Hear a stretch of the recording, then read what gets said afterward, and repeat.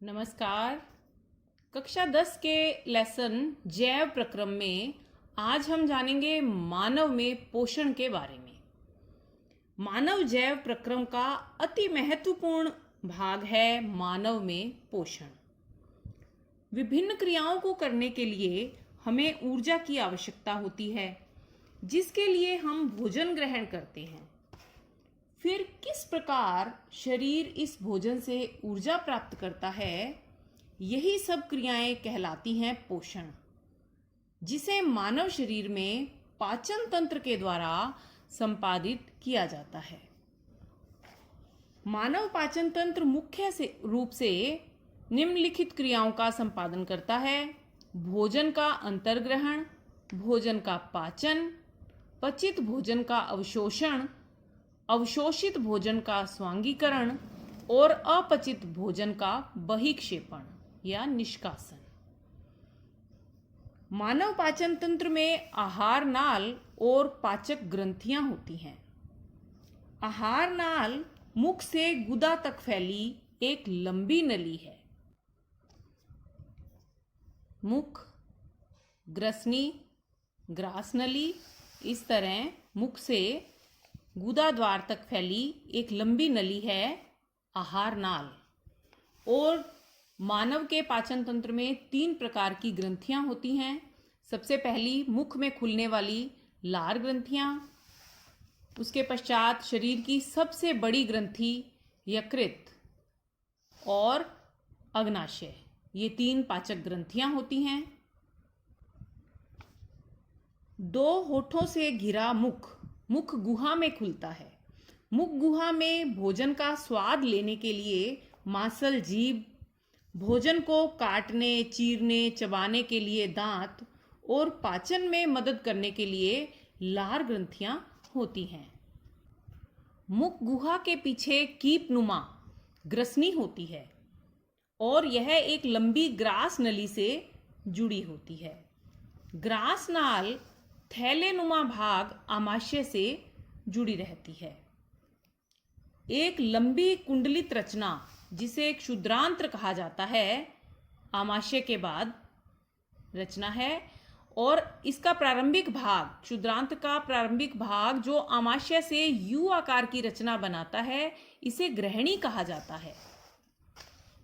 यह ग्रहणी ग्रहणी पाचक ग्रंथियों से पाचक रसों को ग्रहण करती है। शायद इसीलिए इसे यह नाम दिया गया है। क्षुद्रांत्र जुड़ी होती है बृहदांत्र से। यहां तक ये क्षुद्रांत्र है और उसके बाद यह है बृहदांत्र। और क्षुद्रांत्र और बृहदांत्र के जुड़ने के स्थान पर एक होती है कृमि रूपी परिशेषिका, जिसे वर्मीफॉर्म अपेंडिक्स भी कहा जाता है। और मानव शरीर में यह एक अवशेषी अंग है। बृहदांत्र का अंतिम भाग चौड़ा होता है, जिसे मलाशय कहा जाता है। और मलाशय का अंतिम जो सिरा है वह एक छेद होता है, जिसे गुदाद्वार कहते हैं। मुख से ग्रहण किया गया भोजन आहार नाल में आगे बढ़ता है तो उस पर विभिन्न स्राव अपना कार्य करते हैं, यानी विभिन्न एंजाइम उसे पचाते हैं। भोजन पर विभिन्न एंजाइम अपना कार्य कर सकें और वह भोजन आगे बढ़ सके, इसके लिए आहार नाल में विशेष गति होती रहती है, जिसे क्रमानुकुंचन गति कहते हैं।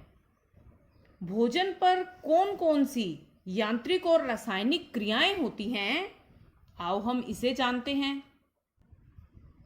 भोजन का अंतर्ग्रहण हम मुख से करते हैं। जो भोजन हम खाते हैं उसकी रचना काफी जटिल होती है। शरीर में उसका उपयोग उसी रूप में नहीं हो सकता, इसलिए भोजन को पचाना आवश्यक होता है। जैसे ही भोजन का अंतर्ग्रहण किया जाता है, हम महसूस करते हैं कि मुंह में पानी आ जाता है। इतना ही नहीं, कई बार तो स्वादिष्ट भोजन को याद करते ही मुंह में पानी आ जाता है। यह साधारण पानी नहीं होता, बल्कि लार होती है, जो लार ग्रंथियों के द्वारा स्रावित की जाती है। लार में एमिलेज नाम का एंजाइम होता है। एमिलेज को टाइलिन भी कहा जाता है। भोजन को मुंह में दांतों द्वारा काटा पीटा व चबाया जाता है। भोजन को चबाने के दौरान भोजन में लार मिक्स हो जाती है। भोजन और लार को मिलाने के काम में हमारी पेशीय जीभ भी मदद करती है।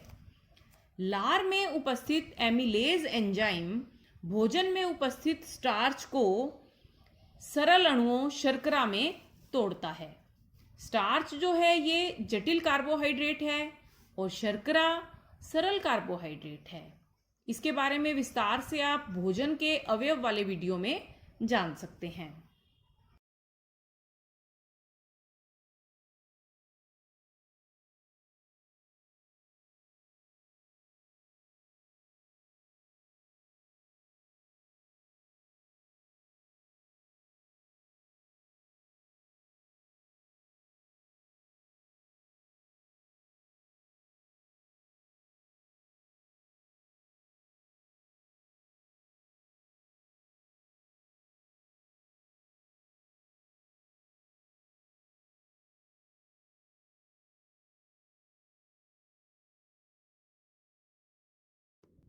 आपकी पुस्तक में भी इससे संबंधित एक क्रियाकलाप दिया है।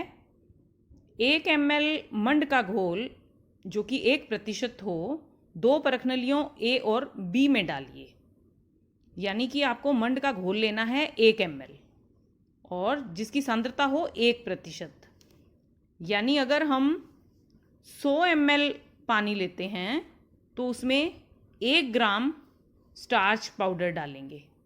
लेकिन हमें इतना लेना नहीं है तो हम क्या करेंगे, 10 ml पानी में 0.1 ग्राम स्टार्च का पाउडर घोल लेंगे और उसका 1 ml 2 परखनलियों A और B में डालेंगे, जिसको हम लेबल लगा देंगे A और B। अब A परखनली में 1 ml लार डालेंगे। दोनों परखनलियों को 20-30 मिनट तक शांत छोड़ देंगे। आप सोचिए क्या होगा। A परखनली जिसमें हमने लार डाली है वह मंड का पाचन होगा वहाँ, यानी लार मंड को शर्करा में बदलेगी।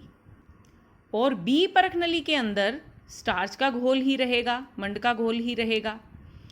अब प्रत्येक परखनली में कुछ बूंद तनु आयोडीन घोल की डालिए। अब तनु आयोडीन क्या करता है, आपको स्टार्च का परीक्षण याद होगा।